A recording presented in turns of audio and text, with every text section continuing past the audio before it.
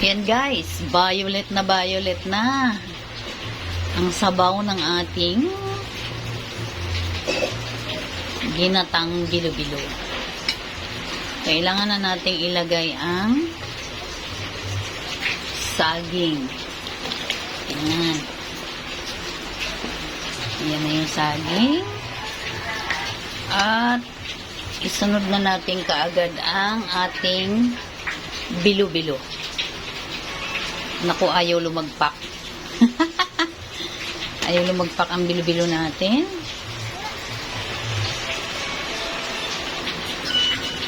Ayan na guys. Nilagay na natin ang ating bilo-bilo. Malagkit na bilo-bilo. Ayan po. Nilagay na natin.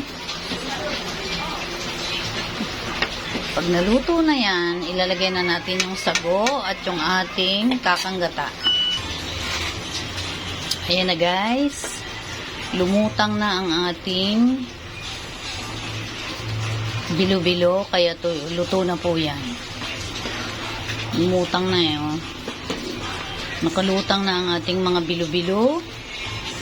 Luto na yan. Buti naman at hindi naman nasunog yung ilalim.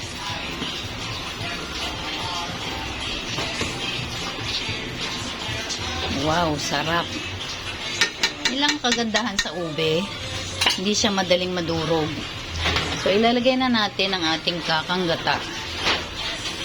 Wow.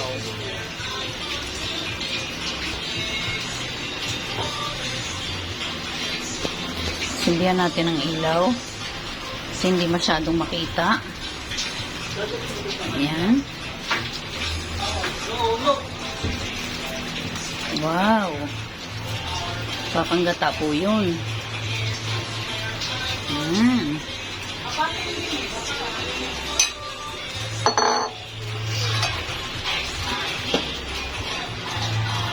Sarap.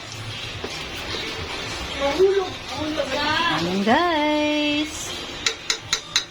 Lagyan na natin ng sugar.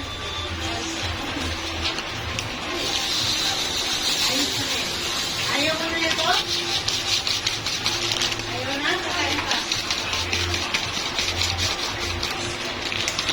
Kakain mo.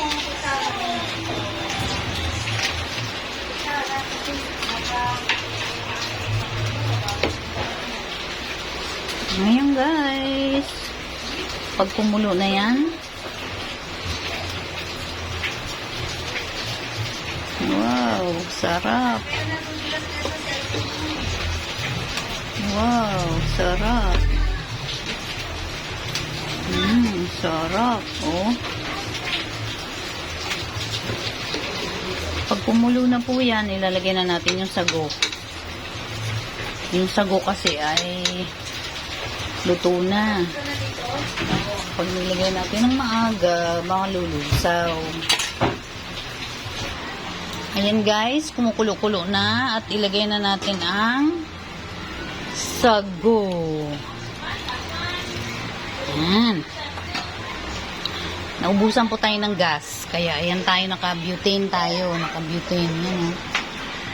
Butane. Ayan.